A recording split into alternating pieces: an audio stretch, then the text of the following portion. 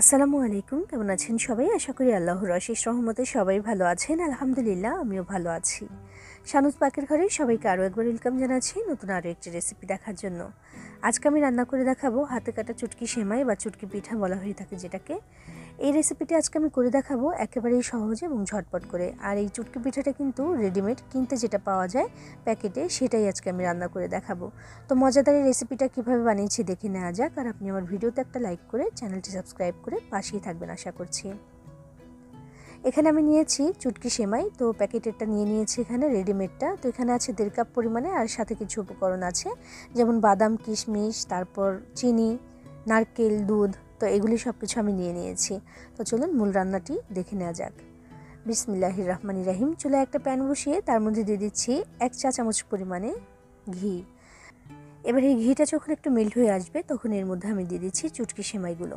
সেমাইটাকে দিয়ে অনবরত নাড়াচাড়া করে 2 থেকে 3 মিনিটের মতোটাকে ভেজে নিতে হবে। চুলার আঁচটাকে একদম কমিয়ে দেবো যেন সেমাইয়ের গায়ে কোনো দাগ পড়ে না যায়, সেদিকে একটু খেয়াল রাখতে হবে।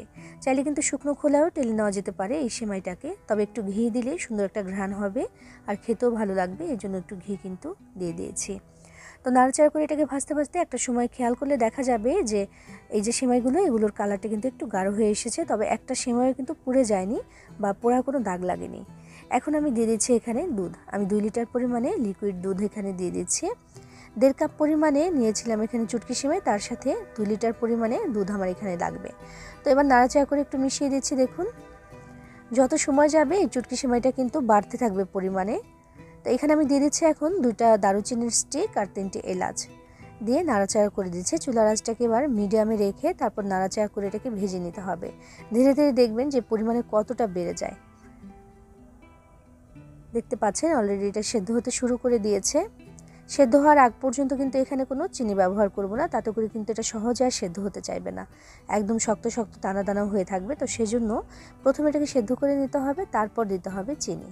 তো আমি নাড়াচাড়া করে এটাকে ভালো মতো সেদ্ধ করে নিচ্ছি বা ফুটিয়ে নিচ্ছি। দেখুন, ঠিক যেন ভাতের মতো একটু ফুটে উঠতে হবে এটা। নাড়াচাড়া করতে করতে কিন্তু পরিমাণে বেড়ে যাচ্ছে, খেয়াল করে দেখুন। ধীরে ধীরে কিন্তু হাঁড়িটা উপর দিকে আসছে, মানে হাঁড়ির উপরের দিকে চলে আসছে। তো এই পর্যায়ে আমি এখানে দিয়ে দিচ্ছি কিছুটা পরিমাণে লবণ। পরিমাণ মতো লবণ দিয়ে দিলেই হবে। একটু লবণ না দিলে কিন্তু মিষ্টি খাবারের স্বাদ ঠিক যেমন মিষ্টি হয়েও হয় না, তো সেজন্য একটু লবণ কিন্তু অবশ্যই দিতে হবে। লবণটা দিয়ে আমি নাড়াচাড়া করে দিচ্ছি। সেমাইটা দেখুন প্রায় সেদ্ধ হওয়ার পথে, এই যে এমন হয়েছে, দেখতেই বোঝা যাচ্ছে যে এটা কিন্তু সেদ্ধ হচ্ছে। এবার এখানে দিয়ে দিচ্ছি আমি চিনি। চিনির পরিমাণটা যার যার পছন্দ মতো বাড়িয়ে বা কমিয়ে দিতে পারেন। আমি এখানে দিয়ে দিলাম 1 কাপ পরিমাণে চিনি, আর দিয়ে দিচ্ছি 1 কাপ থেকে একটু কম কোরানো নারকেল। তো নারকেলটা চাইলে কিন্তু দিতেও পারেন, আবার নাও দিতে পারেন, তবে নারকেলটা দিলে অসাধারণ লাগে এটার টেস্ট। তো সেই জন্য আমি নারকেলটা এখানে দিয়ে দিয়েছি। এবার নাড়াচাড়া করে সুন্দর করে মিশিয়ে দিচ্ছি। আর দেখুন মাশাআল্লাহ পরিমাণে বেড়ে কতটা হয়ে গেছে, হাঁড়িটার কতটা উপর দিকে চলে এসেছে। তো এই পর্যায়ে আমি যেটা করছি, নাড়াচাড়া করতে করতে যেই দারুচিনিগুলো দিয়েছিলাম সেগুলোকে আমি তুলে নিয়েছি। এগুলো আর প্রয়োজন নেই, সুন্দর একটা অ্যারোমা কিন্তু দিয়ে দিয়েছে। এগুলোকে তুলে রাখছি। আমি ধীরে ধীরে এলাচগুলোকেও একটা একটা করে খুঁজে পেয়ে এগুলোকে তুলে নেব। তো নাড়াচাড়া করতে করতে দেখুন মাশাআল্লাহ একদম সেদ্ধ হয়ে যাচ্ছে এটা। এই পর্যায়ে এখানে দিয়ে দিচ্ছি আমি গুঁড়ো দুধ। আমি এখানে 1/3 কাপ পরিমাণে গুঁড়ো দুধ দিয়ে দিলাম, মানে নামানোর কিছু সময় আগে এই গুঁড়ো দুধটা দিয়ে দিতে হবে। তো দিয়ে তারপর ভালো করে নাড়াচাড়া করে মিশিয়ে দিচ্ছি। আমি এই গুঁড়ো দুধটা দিলে কিন্তু ভীষণ টেস্টি হবে, খেতে খুবই ভালো হবে। তো সেজন্য আমি গুঁড়ো দুধটা এখানে দিয়ে দিলাম। দিয়ে এটাকে নাড়াচাড়া করে মিশিয়ে নিচ্ছি। এই পর্যায়ে কিন্তু চুলার আঁচটা আমি মিডিয়াম টু লো হিটে করে দিয়েছি, খুব বেশি আর বাড়িয়ে দিচ্ছি না, তাহলে কিন্তু একদম জমাট বেঁধে যাবে।